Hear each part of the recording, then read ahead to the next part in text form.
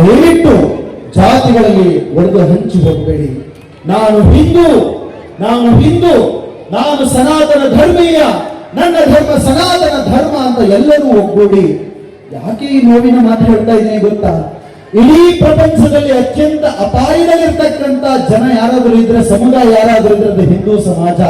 TV ನೋಡ್ತಾ ಇದ್ದೀರಿ, reels ನೋಡ್ತಾ ಇದ್ದೀರಿ, ಯೂಟ್ಯೂಬ್ ಅಲ್ಲಿ, ಇನ್ಸ್ಟಾಗ್ರಾಮ್ ಅಲ್ಲಿ ನೋಡ್ತಾ ಇದ್ದೀರಲ್ಲ, ಹೇಳ್ಕೊಂಡು ಬಂದು ಮರಕ್ಕೆ ನೇತಾಕಿ ಸುಟ್ರು. ಅಷ್ಟೇ ಅಲ್ಲ, ಅಫ್ಘಾನಿಸ್ತಾನದಿಂದ ಹಿಂದೂಗಳನ್ನು ಓಡಿಸಿದ್ದು ಜಾತಿ ಕೇಳಿ ಅಲ್ಲ, ಧರ್ಮ ಕೇಳಿ. 200 ವರ್ಷಗಳ ಹಿಂದೆ ಪಾಕಿಸ್ತಾನದಿಂದ ಹಿಂದೂಗಳನ್ನು ಓಡಿಸಿದ್ದು ಜಾತಿ ಕೇಳಿ ಅಲ್ಲ. ಯಾರಾದ್ರೂ ಜಾತಿಯನ್ನು ಅಮಲು ತಲೆಯಿದ್ರೆ ಚೆನ್ನಾಗಿ ಕೇಳಿಸ್ಕೊಂಡ್ರಿ. 500 ವರ್ಷಗಳ ಹಿಂದೆ ಅಫ್ಘಾನಿಸ್ತಾನದಿಂದ ಹಿಂದೂಗಳನ್ನು ಉಟ್ಟ ಬಟ್ಟೆಯಲ್ಲಿ ಓಡಿಸಿದ್ದು ಜಾತಿ ಕೇಳಿ ಅಲ್ಲ ಸ್ವಾಮಿ, ನಿನ್ನ ಧರ್ಮ ಯಾವುದು ಅಂತ ಕೇಳಿ. 200 ವರ್ಷಗಳ ಹಿಂದೆ ಪಾಕಿಸ್ತಾನದಿಂದ ಹಿಂದೂಗಳನ್ನು ಉಟ್ಟ ಬಟ್ಟೆಯಲ್ಲಿ ಓಡಿಸಿದ್ರಲ್ಲ, ಜಾತಿ ಕೇಳಿ ಅಲ್ಲ ಸ್ವಾಮಿ, ಧರ್ಮ ಕೇಳಿ. 30 ವರ್ಷಗಳ ಹಿಂದೆ ಕಾಶ್ಮೀರದಿಂದ ಹಿಂದೂಗಳನ್ನು ಓಡಿಸಿದ್ರಲ್ಲ, ಜಾತಿ ಕೇಳಿ ಅಲ್ಲ ಸ್ವಾಮಿ, ಧರ್ಮ ಕೇಳಿ. ಬಾಂಗ್ಲಾದೇಶದಿಂದ ಹಿಂದೂಗಳನ್ನು ಓಡಿಸಿದ್ರಲ್ಲ, ಜಾತಿ ಕೇಳಿ ಅಲ್ಲ ಸ್ವಾಮಿ, ಧರ್ಮ ಕೇಳಿ.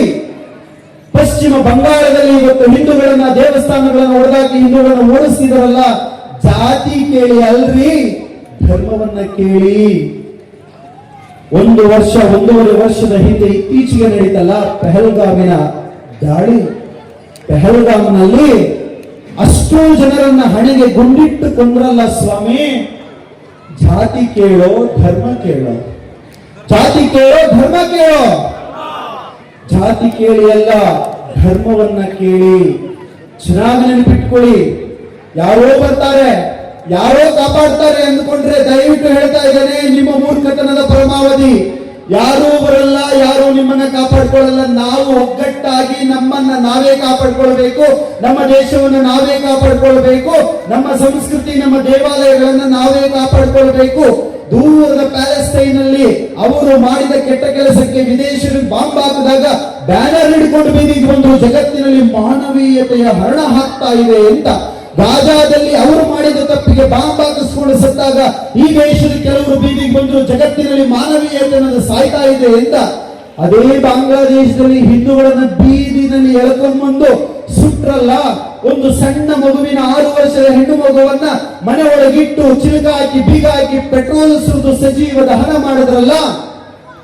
ಆವಾಗ ಎಲ್ಲೋಗಿದ್ರು? ಒಬ್ಬನೇ ಒಬ್ಬ ಬುದ್ಧಿವಂತ ಅನ್ನಿಸ್ಕೊಂಡವನು, ಒಬ್ಬನೇ ಒಬ್ಬ ಜಗತ್ತಿನ ಉದ್ದಗಲಕ್ಕೂ ನಾನು ಮಾನವೀಯತೆಯ ಪ್ರತಿಬಿಂಬ ಅಂತ ಹೇಳ್ಕೊಂಡು ಬ್ಯಾನರ್ ಹಿಡ್ಕೊಂಡ್ರಲ್ಲ, ಅವ್ರು ಯಾರಾದ್ರೂ ಒಬ್ಬನೇ ಒಬ್ಬರು ಬಂದು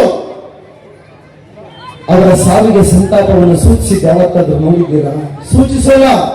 ಮೊನ್ನೆ ತಾನೇ ಪಬ್ಲಿಕ್ ಟಿವಿ ರಂಗಣ್ಣ ಹೇಳಿದ್ನಲ್ಲ, ಮೆಟ್ನಲ್ಲಿ ಹೊಡ್ಕೊಂಡಂಗೆ ಹೇಳಿದ್ರಲ್ರಿ, ಹಿಂದೂಗಳು ಸತ್ರೂ ಕೇಳೋರಿಲ್ಲ, ಹತ್ರೂ ಕೇಳೋರಿಲ್ಲ. ಚೆನ್ನಾಗಿ ನೆನಪಿಟ್ಕೊಳ್ಳಿ, ನಿಮ್ಮನ್ನ ನೀವೇ ಕಾಪಾಡ್ಕೊಳ್ಬೇಕು. 1990ರಲ್ಲಿ ಕಾಶ್ಮೀರ ಹಿಂದೂಗಳನ್ನು ಓಡಿಸಿದಾಗ ಅಲ್ಲಿ ಸಂವಿಧಾನ ಇತ್ತು ಸ್ವಾಮಿ, ಅಲ್ಲಿ ಮುಖ್ಯಮಂತ್ರಿ ಇದ್ದ ಸ್ವಾಮಿ, ಅಲ್ಲಿ ಸೇನೆ ಇತ್ತು ಸ್ವಾಮಿ, ಪೊಲೀಸ್ ಅವರು ಇದ್ರು ಸ್ವಾಮಿ, ಕಾನ್ಸ್ಟಿಟ್ಯೂಷನ್ ಇತ್ತು ಸ್ವಾಮಿ. ಲಕ್ಷಾಂತರ ಹಿಂದೂಗಳನ್ನ ಯಾಕೆ ಅವ್ರು ಯಾರು ಕಾಪಾಡಲಿಲ್ಲ?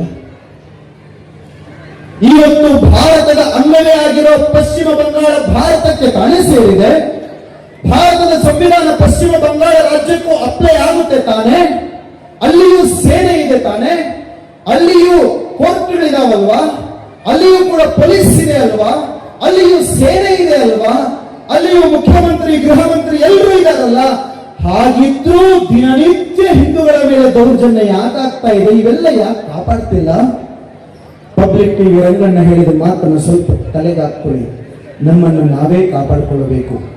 ಧರ್ಮ ನಾಶವಾದರೆ ಭಾರತ ನಾಶವಾಗುತ್ತೆ, ಭಾರತ ನಾಶವಾದರೆ ಇಡೀ ಜಗತ್ತು ಸರ್ವನಾಶವಾಗುತ್ತೆ. ನನ್ನ ಮಾತಲ್ಲ, ಸ್ವಾಮಿ ವಿವೇಕಾನಂದರ ಮಾತು.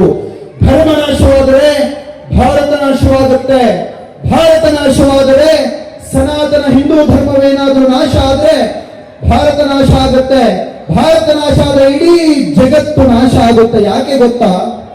ಜಗತ್ತಿನಲ್ಲಿ ಯಾವುದಾದ್ರೂ ಒಂದು ದೇಶಕ್ಕೆ ಸುನಾಮಿ ಬಂದಾಗ ಫಸ್ಟ್ ಊಟ ಕಳಿಸೋದು ಯಾವ ದೇಶ? ಭಾರತ. ಶ್ರೀಲಂಕಾದಲ್ಲಿ ಮನೆ ನೆರೆಹಾವಳಿ ಆದಾಗ ತುಂಬಿ ತುಂಬಿ ಕಳಿಸಿದ್ವಲ್ಲ ಯಾರು? ನಾವೇ.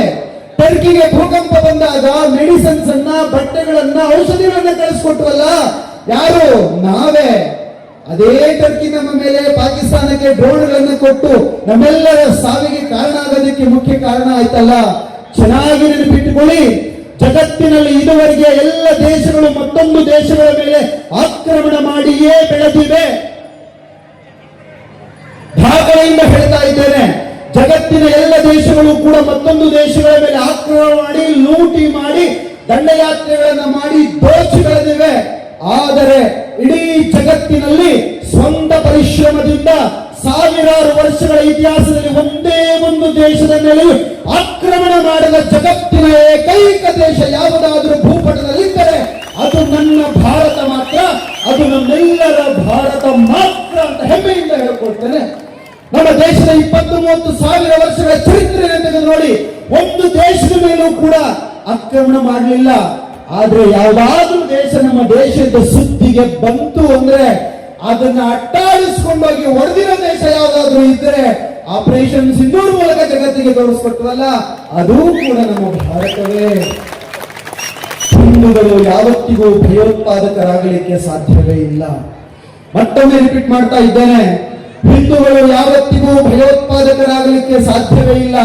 ನನ್ನ ಮಾತಲ್ಲ, ಈ ದೇಶದ ಗೃಹ ಮಂತ್ರಿಗಳು ಪಾರ್ಲಿಮೆಂಟ್ ನಲ್ಲಿ 6 ತಿಂಗಳ ಮುಂಚೆ ಹೇಳಿದ್ರಲ್ಲ, ಭರವಸೆಯಿಂದ ದೇಶದ ಜನಕ್ಕೆ ಹೇಳ್ತಾರೆ ಹಿಂದೂಗಳು ಯಾವತ್ತಿಗೂ ಟೆರರಿಸ್ಟ್ಗಳಾಗಲಿಕ್ಕೆ ಸಾಧ್ಯವೇ ಇಲ್ಲ. ಯಾಕೆ ಅಂದ್ರೆ ನಮ್ಮದು ಕಾಪಾಡುವ ಸಂಸ್ಕೃತಿಯೇ ಹೊರತು ಕೊಲ್ಲುವ ಸಂಸ್ಕೃತಿ ಅಲ್ಲ. ನಮ್ಮದು ಕಟ್ಟುವ ಸಂಸ್ಕೃತಿಯೇ ಹೊರತು ಒಡೆದು ಹಾಕುವ ಸಂಸ್ಕೃತಿ ಅಲ್ಲ. ಅದಕ್ಕೆ ನನ್ನ ಭಾರತ ಜಗತ್ತಿಗೆ ಶಾಂತಿ ದೂತರನ್ನ, ಚಕ್ರವರ್ತಿಗಳನ್ನ ಕಳಿಸಿದೆಯೇ ಹೊರತು ಆತ್ಮೀಯ ಬಂಧುಗಳೇ, ಇದುವರೆಗೆ ನನ್ನ ಭಾರತ ಜಗತ್ತಿಗೆ ಒಬ್ಬನೇ ಒಬ್ಬ ಭಯೋತ್ಪಾದಕನನ್ನು ಕಳಿಸಿಲ್ಲ ಕಣ್ರಿ. ಅದು ನನ್ನ ದೇಶದ ಗ್ರೇಟ್ನೆಸ್, ಅದು ನನ್ನ ಭಾರತದ ಶ್ರೇಷ್ಠತೆ, ಅದು ನನ್ನ ಸನಾತನ ಸಂಸ್ಕೃತಿಯ ಶ್ರೇಷ್ಠತೆ. ಇದೇ ಒಂದು ಮಾತು ಮುಂದೆ ಹೋಗಿ ಹೇಳ್ತೇನೆ. ಸನಾತನ ಧರ್ಮದ ಮೇಲೆ ತುಂಬಾ ಪ್ರೀತಿ ಯಾರಿಗಾದ್ರೂ ಆದ್ರೆ, ಸನಾತನ ಧರ್ಮದ ಮೇಲೆ ತುಂಬಾ ಇಷ್ಟ ಆದ್ರೆ, ಯಾರಿಗಾದ್ರೂ ಸರ್ವಸಂಗ ಪರಿತ್ಯಾಗಿಗಳಾಗಿ ಸಂತರು ಸಾಧುಗಳು ಆಗ್ತಾರೆ ಹೊರತು ಭಯೋತ್ಪಾದಕರಾಗಲಿಕ್ಕೆ ಸಾಧ್ಯ ಇಲ್ಲ. ಸನಾತನ ಧರ್ಮದ ಮೇಲೆ ಯಾರಿಗಾದ್ರೂ ಅತೀ ಪ್ರೀತಿ ಆದ್ರೆ ಅವರು ಸಾಧು ಸಂತರಾಗ್ತಾರೆ ಹೊರತು ಭಯೋತ್ಪಾದಕರಾಗಲ್ಲ ಕಣ್ರಿ. ಅದು ನನ್ನ ದೇಶದ ಮಹಿಮೆ, ಅದು ನನ್ನ ಸಂಸ್ಕೃತಿಯ ಶ್ರೇಷ್ಠತೆ. ಕೊನೆಗೊಂದು ಮಾತು, ಇಸ್ರೇಲಿನ ಸುತ್ತ ಇವತ್ತು ಇಸ್ರೇಲನ್ನ ಗ್ಯಾಪ್ ಅಲ್ಲಿ ಕೊಲ್ಲಬೇಕು, ಹೊರಹಾಕಬೇಕು ಅಂತ ಸುತ್ತ ಎಷ್ಟು ಶತ್ರು ರಾಷ್ಟ್ರಗಳು ಕಾಯ್ತಾ ಇದ್ದಾವೋ, ಅದೇ ರೀತಿ ನಮ್ಮ ದೇಶವನ್ನು ಕೂಡ ಸಮಯ ಸಿಕ್ಕದ್ರೆ ದೇಶವನ್ನು ಮಕಾಡೆ ಮಲಗಿಸಬೇಕು ಅಂತ ಈ ದೇಶದ ಸುತ್ತ ಇರತಕ್ಕಂತ ರಾಷ್ಟ್ರಗಳು ಕಾಯ್ತಾ ಇದ್ದಾವೆ. ದಯವಿಟ್ಟು ದೇಶದ ವಿಚಾರದಲ್ಲಿ, ಧರ್ಮದ ವಿಚಾರದಲ್ಲಿ ನಮಗೆ ಆಯ್ಕೆ ಒಂದೇ ಇರಬೇಕು.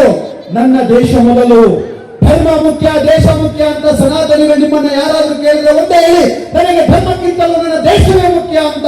ಯಾಕೆ ಅಂದ್ರೆ ಸನಾತನ ಧರ್ಮ ಬೇರೆಯಲ್ಲ, ಭಾರತ ಬೇರೆಯಲ್ಲ. ಸನಾತನ ಧರ್ಮದ ಅಸ್ತಿತ್ವ ಏನಿದೆಯಪ್ಪ ಅಂದ್ರೆ ಅದು ಭಾರತದ ಮಣ್ಣಿನಲ್ಲಿಯೇ ಅಡಗಿದೆ. ಭಾರತ ಬೇರೆಯಲ್ಲ, ಸನಾತನ ಧರ್ಮ ಬೇರೆ ಅಲ್ಲ, ಬೇರೆ ಅಲ್ಲ.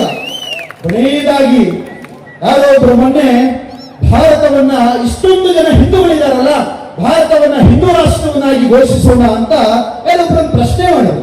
ಏನಪ್ಪಾ ಅಂದ್ರೆ ಪ್ರಪಂಚದ ಬೇರೆ ಬೇರೆ ಮತಗಳಿಗೆ ಅವ್ರದೇ ಆದಂತಹ ದೇಶಗಳಿದಾವೆ. ಒಂದೆರಡಲ್ಲ, ಒಂದು ಮತಕ್ಕೆ 40ಕ್ಕಿಂತ ಹೆಚ್ಚು ದೇಶಗಳಿದಾವೆ, ಇನ್ನೊಂದು ಮತಕ್ಕೆ 100ಕ್ಕಿಂತ ಹೆಚ್ಚು ದೇಶಗಳಿದಾವೆ. ಒಂದೇ 1 ಕೋಟಿ ಬೆಂಗಳೂರಿನಷ್ಟು ಜನಸಂಖ್ಯೆ ಇರುವ ಇಸ್ರೇಲಿಯರಿಗೆ, ಯಹೂದಿಗಳಿಗೆ ಇಸ್ರೇಲ್ ದೇಶ ಇದೆ. 80ಕ್ಕೂ ಹೆಚ್ಚು ಕೋಟಿ ಇರತಕ್ಕಂತ ಹಿಂದೂಗಳಿಗೆ ಯಾವ ದೇಶವೂ ಇಲ್ಲ ಅಂದ್ರೆ ನಿಮ್ಗೆ ಆಶ್ಚರ್ಯ ಆಗಬಹುದು. ಯಾಕಂದ್ರೆ ಇವತ್ತು ನಮ್ಮ ದೇಶವನ್ನ ಜಾತ್ಯತೀತ ರಾಷ್ಟ್ರವನ್ನಾಗಿ ಮಾಡಿಬಿಟ್ಟಿದ್ದಾರೆ.